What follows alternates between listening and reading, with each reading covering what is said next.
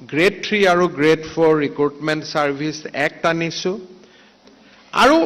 কোনে কি ডিপাৰ্টমেণ্ট পাব it will be a matter of luck আমি লটাৰী কৰি দিম যোনে য'ত ডিপাৰ্টমেণ্ট পায় তেওঁলোকে সেই ডিপাৰ্টমেণ্ট পাব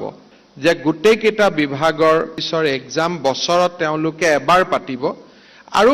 recruitment will be on the basis of lottery যাৰ যি ডিপাৰ্টমেণ্ট পায় it will be a matter of luck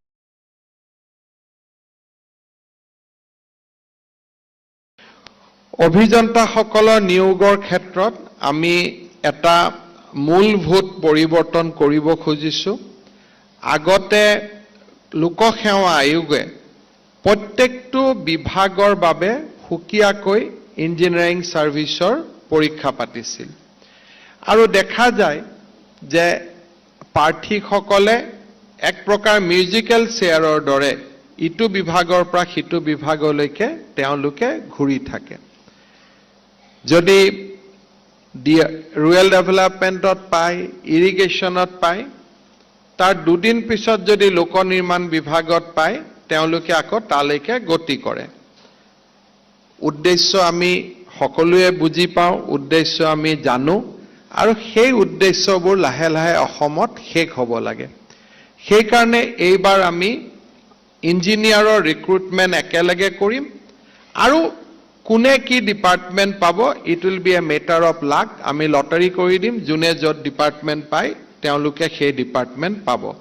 মই ভাবোঁ যে আমাৰ ইতিমধ্যে তাৰ বাবে এইবাৰ বিধানসভাত আমি যেনেকৈ গ্ৰেড 3 আৰু গ্ৰেড 4 ৰিক্ৰুটমেণ্ট ছাৰ্ভিচ এক্ট আনিছোঁ মই পাৰ্চনেল বিভাগক অনুৰোধ কৰিম যে প্ৰত্যেকটো ছাৰ্ভিচ ৰুলক ইন এবিয়েন্স ৰাখি এখন আইন প্ৰণয়ন কৰিব লাগে য'ত লোকসেৱা আয়োগৰ কৰ্তৃত্ব থাকিব যে গোটেইকেইটা বিভাগৰ ইঞ্জিনিয়াৰিং ছাৰ্ভিচৰ এক্সাম বছৰত তেওঁলোকে এবাৰ পাতিব আৰু recruitment will be on the basis of lottery যাৰ যি ডিপাৰ্টমেণ্ট পায় it will be a matter of luck কাৰণ আমাৰ মতে এটা পে স্কেলত